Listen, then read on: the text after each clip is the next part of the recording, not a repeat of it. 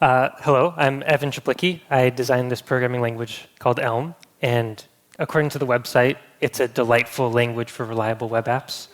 And I work at this company called No Red Ink, which is, as far as we know, the biggest Elm user. So they've got about 100,000 lines of Elm running. Any new code will be written in Elm. And in the year and a half they've been using in production, still no runtime errors. So that's pretty neat. So day to day, I work on Elm all the time. And there's lots to say about the technical aspect of that. But I want to emphasize how storytelling influences these technical decisions and how design comes from trying to communicate with people. So when I think about storytelling, we start with people who don't care. They're living their life. And I start by observing some conflict. There's something out there that people are anxious about, or it makes them angry, or whatever.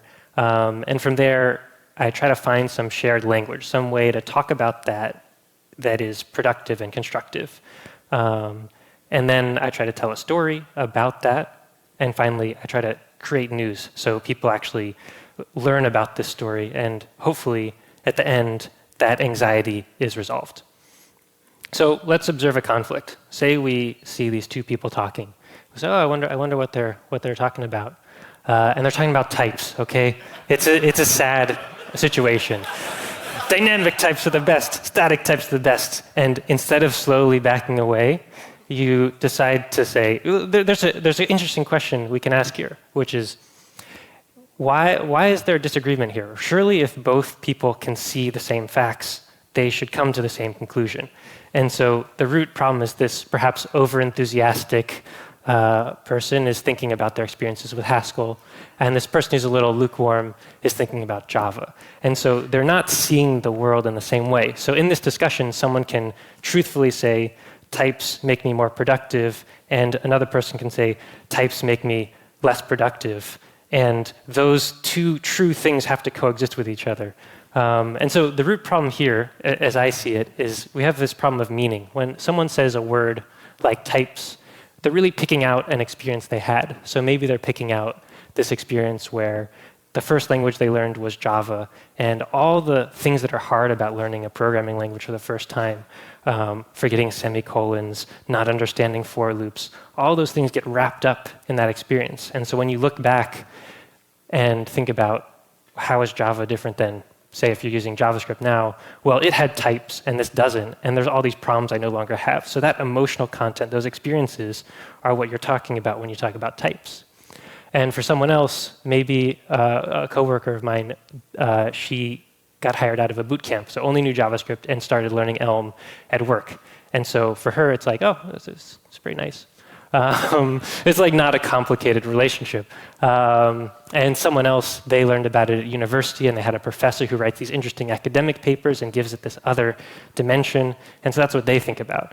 And everyone out there has their own particular experience and background and meaning. And so the question is, who's right? Right? What does this word really mean? And it turns out this is an old question. So from my reading, the oldest answer comes from this guy, Nagarjuna, around the year 200. But there are more contemporary treatments. So you can look at philosophy of language, semiotics, postmodernism, media studies. A lot of people are concerned with this question. I'm concerned with this question. This is my hobby to read this stuff. And so what I want to do is bring in an interesting work and see what it can tell us about design in Elm and storytelling in general. So there's this book, Public Opinion by Walter Lippmann, written in 1922. And he's primarily concerned with media and how people communicate with each other and what that means for democracy. And he also created the modern term stereotype. So before this book came along, when people said stereotype, they were thinking of this thing, printing out the exact same image again and again and again with no nuance and details that you might get from handwriting. And interestingly, the French word for this is a cliche. Anyway, what does Walter Lippmann have to say about static types and dynamic types? He says, useful discussion, instead of comparing ideals, re-examines the visions of the facts. So it may be that both parties in this discussion see exactly the same reality, but what the difference is that their emotional experience of those facts is different, and that's where the conflict comes. And so to have a useful discussion, you want to pick out what is that emotional experience, and what does that mean for people's understanding.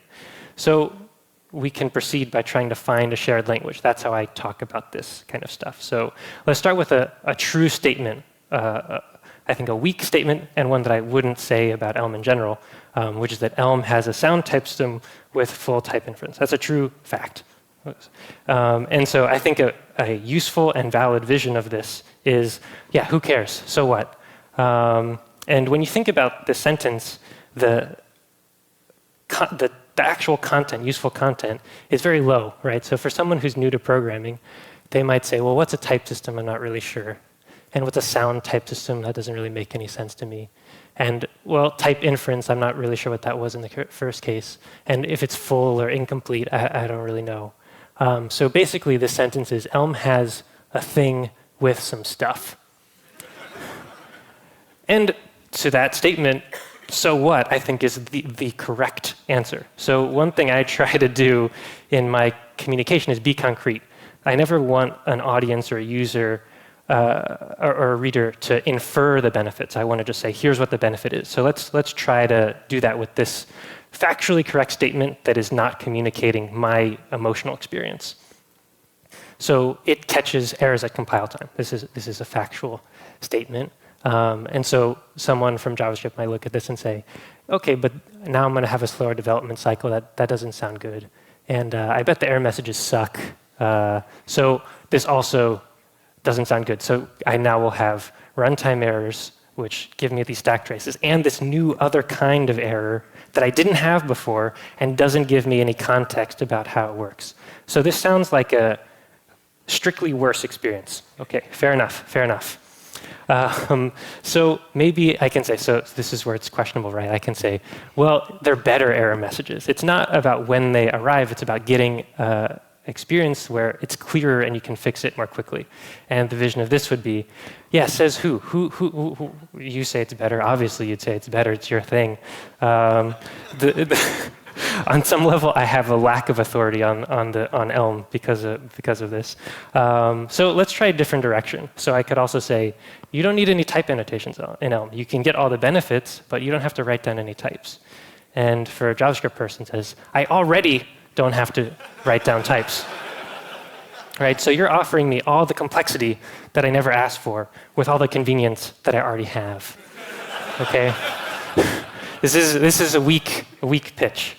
So let's try a different direction. All right, another implication is there's no runtime errors. And the reaction here is like, wait, is that possible? Or to say it more clearly, like, are you a liar? I think that's the subtext when I say that kind of thing about Elm. But I really like this. So in a sense, it creates a curiosity about the project. Like, is that technically feasible? I'm going to go fact check this guy. And ha ha ha, now you're trying it out. Hopefully you like it. But it's also communicating my emotional experience, right? So when I learned standard ML, which is in the same family of languages as Elm, I had this experience of already enjoying programming, but having this special kind of joy of writing big programs and changing it and it feeling really pleasant. And by saying the same thing in a different way, I've communicated that emotional content in a way that translates across communities where words don't necessarily mean the same thing. So once you've found some shared language, that's great. But if you don't tell anybody, who cares, right? That I found that phrase is fine. So the next step is to tell a story. And Walter Lippmann has some tips for us. So first is on visualization. So any description in words requires an effort of memory before the picture exists in the mind. But on the screen, the whole process of observing and imagining has been accomplished for you. So again, he's writing in 1922 and seeing the rise of moving pictures. So as a reader, you're like, just like thinking about that reality, where on some level he sees the power of this new kind of communication that's more powerful than radio and books or images.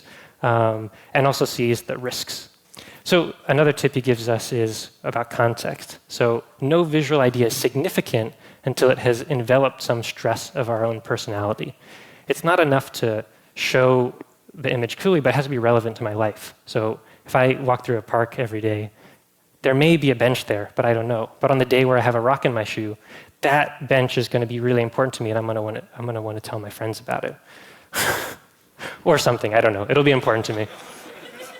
So I want to explore a particular story that we told in Elm that has worked well. So it's that we have friendly error messages. So we do this primarily with a visual. So if we look at this, you can look at lines 3 through 6. There's this problem with this if. If it's less than 0, then I say the string negative. But otherwise, I just give back the number. And so the same expression can produce different kinds of values. And people out who use this function may not know how to deal with them. So we've sort of visualized the benefit of our type system. And the emotional content here is this experience people have of why is this code crashing, right? So you're at work, you find some undefined is not a function on your console, and maybe 10 minutes or 20 minutes or 2 hours, or the next day you figure out the root issue was someone wrote a function over here, and if the string is longer than 80 characters, then it's undefined, but this function forgot to handle that scenario, and if it's actually less than 10 characters, then it's a null, and this function forgot to handle that, and then in combination with this particular string, you're going to get a crash. And hunting that all down is rough. And in this case, we can say, oh, look, this function, it's giving back a string sometimes and a number some other times. You have to handle both cases explicitly. If you do so, then you can proceed. So it's not just this day-to-day concern, but behind this question, why is my code crashing, is a question of, am I good at my job, right? Like, why is my company paying me all this money so I can sit here and not know what's happening all the time? So there's actually quite a lot of emotional content here. And it also addresses this idea that types are lame. This is an idea that exists in the world. And when I show a visual story like this, you at least have to account for this story, right? So you may still think types are lame, but now it's like, well, but they do give you these error messages. And that goes into this equation. So this story is doing double duty. It has emotional content. It's addressing a broader concern about the style of programming in Elm, and it has a very clear visual story that you can go test out and play with. So once you have a story that you think is nice, you got to create news. Just having a story is no good. If I write a book and put it in my drawer, it's not going to have a big impact. So Walter Lippmann has some tips for us again. Before a series of events becomes news, they usually have to make themselves noticeable in some more or less overt act, generally to a crudely overt act. And he goes into an example of a businessman who mismanages his money, and for a decade people know, but it only becomes news on the day that he files for bankruptcy, because you have that actual event where it becomes a newsworthy thing. So in programming, things are a little bit easier for us because releases are news. We have this built-in mechanism where everyone in your community and even in other communities is going to look and say, oh, what's going on over there? And in Elm, I use this technique called batching, which I think helps create stronger stories for each of these releases. So in a typical project, someone will open an issue, and the ideal is that it gets resolved. Open an issue, resolve, open it. And so you're optimizing for latency. How quickly can I respond to everybody on the internet who has things to say to me? In my projects, I use a different approach that I think is controversial, but it works well, in my opinion, which is that someone opens an issue and we say, OK, and someone else opens another issue. And over time, we let these build up, and we do a more high-level analysis of all the concerns people have. And so when you look at them holistically, you can find one fix that addresses all those concerns in a way that's clear.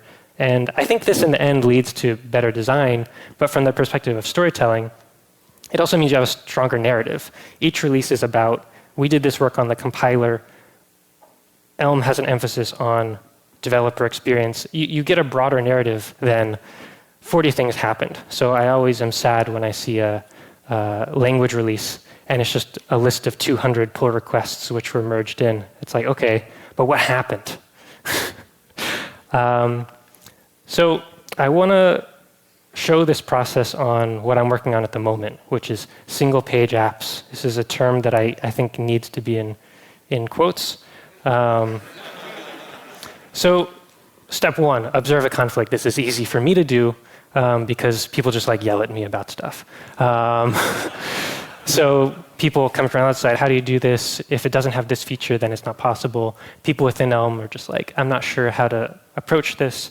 And a lot of people think, well, if Evan just got around to writing the docs, it would be clear, or like writing this feature, we basically just need an object-oriented language and we'll be fine.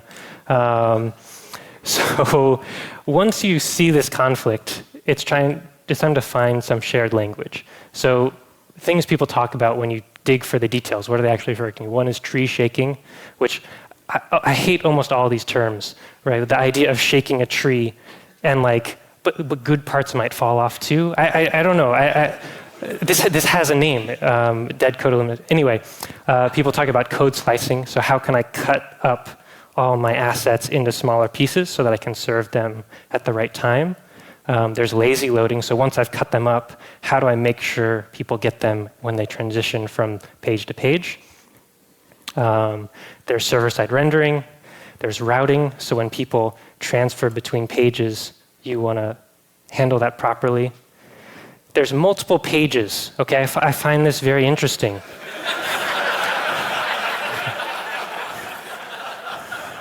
Okay, there's something weird here. So when I look at this, I think about it in terms of asset management. The root concern here is how can I get people their content quickly, and how can I minimize bandwidth, get the pages to load? So I want to think about it in those terms. And so next step is to create a story. So for me, a story isn't some words. It's not rhetoric. It's how can I take what's the story I want to tell, and then what needs to be true technically for that story to make any sense. So step one of this is implement all these features. We need dead code elimination, So I'm working on this kind of stuff. And the broader goal is to address this concern of, is my site fast? Which branches out into these broader questions, like why am I having a hard time? Am I good at this? And so right now it's in the technical phase. I know the story I want to tell, but I need certain technical things to be true. And so the point is that those technical details are in service to a story I want to tell, not for their own sake. Yeah, so when we come back and look at storytelling overall, I think this process, it's not anything particularly, like there's not a recipe. Walter Lippmann isn't giving a recipe for this. I think anyone who has a knack for communication will find these pieces and consciously or unconsciously perform this process. And so what gives this process ethical and moral character is how people use it. And so in my case, I had this joyful experience using standard ML, and I thought, if I can have this kind of experience, I bet people who are learning programming or struggling with a project or getting alienated because they're struggling in some sense, they could have this experience too. So the goal is to take some anxiety, some conflict, and actually resolve it in a nice way. For Walter Lippmann, he's actually interested in media and how people communicate and the implications for democracy. But you can see this process in advertising and in politics. And often you take a fear with no intention of resolving it, just an intention of stoking it and using it to guide people. So the moral character of this is quite interesting. And so if you're interested in that aspect, I recommend checking out Public Opinion. But there's also this documentary, if you want to watch things, rather, the power of visual communication, Century of Self, which gets into a guy called Edward Bernays, which will tell you a little bit more about the dark side of this process. And if you're interested in Elm, you can check out the website, or I talk about it on Twitter, and I'm low volume. So hopefully this gives you some insight into the process behind Elm features and gives you stokes your curiosity in an interesting field of study. Thank you.